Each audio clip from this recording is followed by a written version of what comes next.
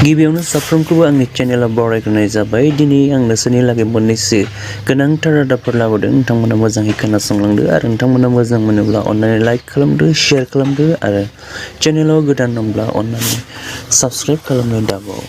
दानिया निउसखौ नायलांदो।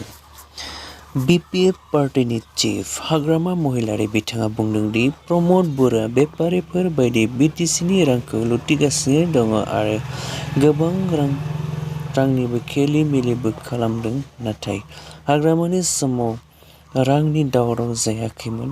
2018 आरो 2019 मायथाइयाव बिटिसिनि रांखौ लानानै एकाउन्टेन्ट जेनेरेलनि गेजेरजों हिसाब खालामनाय जादोंमोन आरो बिटिसिनि एसेम्बलि आरो आसाम एसेम्बलियावबो बेखौ लानानै हिसाब होनाय जादोंमोन आरो बे हिसाब खालामनायाव जेबो खेलि-मेलि एबा स्केम मोनाखै। प्रमद बर' बिथाङा मोनसे कम्पानिखौ लानानै दान मोनसेयाव 1 लाख रां होनानै अडिट खालामनाया बेपार खालामनाय बादिसो जादों होननानै हाग्रामा महिलारी बिथाङा बुंदों।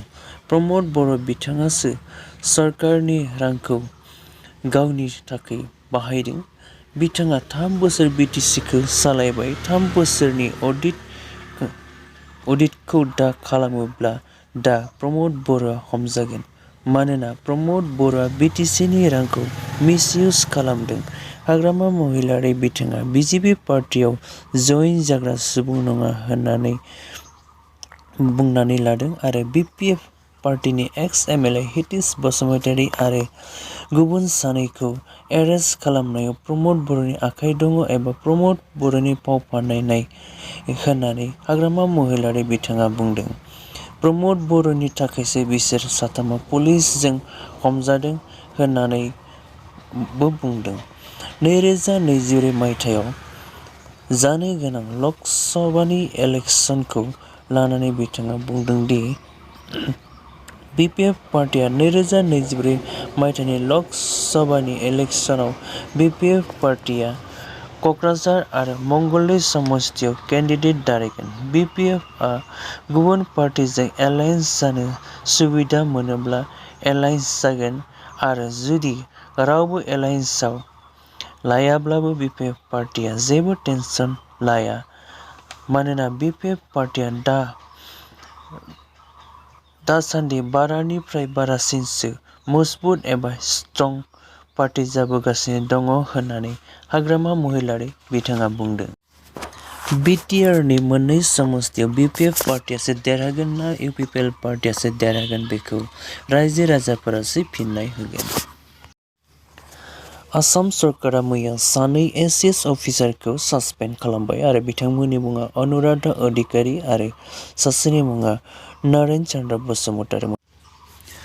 अनुराधा अधिकारी बिथाङा दासान्दि बर्डार प्रटेक्शन एन्ड डेभेलपमेन्ट डिपार्टमेन्टआव जइन्ट सेक्रेटारि हिसाबै साख्रि मावदोंमोन आरो नरेन चन्द्र बसुमतारी बिथाङा बिटिआरनि सेक्रेटारि हिसाबै साख्रि मावगासिनो दङमोन। बिथांमोनखौ आसाम सरकारा सासपेन्ड खालामनायनि जाहोनानो जाबाय बिथांमोना सिगाङाव आसाम फिसारि कर्परेसन लिमिटेडआव अफिसार हिसाबै बिथांमोना खामानि मावबाय थादोंमोन आरो बै समावनो बिथांमोना कन्ट्रेक्चुएल मावनाय मानसिफोरखौ रेगुलार खालामनानै होदोंमोन आरो खायफाखौ कन्ट्रेक्चुएल खामानियाव सोनानैबो होदोंमोन। बेनिखायनो बिथांमोनखौ साख्रि होनायनि रुलखौ मानिनो थाखाय बिथांमोनखौ सासपेन्ड खालामनाय जाबाय आरो जायफोरानो बिथांमोनजों साख्रि मोनदोंमोन बिथांमोननि साख्रि मोननाया दायो गिनो गोनां जानानै दङ होननानै रादाब मोननाय जादों।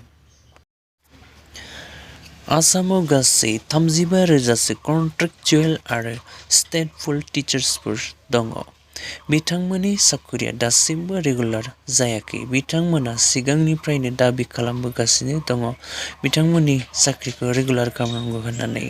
आसाम गभर्नमेन्टआ दायो बुंदों दि बिथांमोननि साख्रिखौ रेगुलार खालामना होगोन जुदि बिथांमोननि स्कुला 2022 आरो 2023 मायथाइनि गनु उत्सबआव A+ ग्रेड आरो मोनब्लासो बिथांमोननि साख्रिखौ रेगुलार खालामनानै होगोन होननानै आसाम सरकारा बुंदों। दिनैनि रादाबा एसेनोसै। भिडिअखौ मोजां मोनब्ला अन्नानै लाइक खालामदो, शेयार खालामदो आरो भिडिअ गोदानब्ला अन्नानै चेनेलखौ साबस्क्राइब खालामना होदो। गोजोन्थों।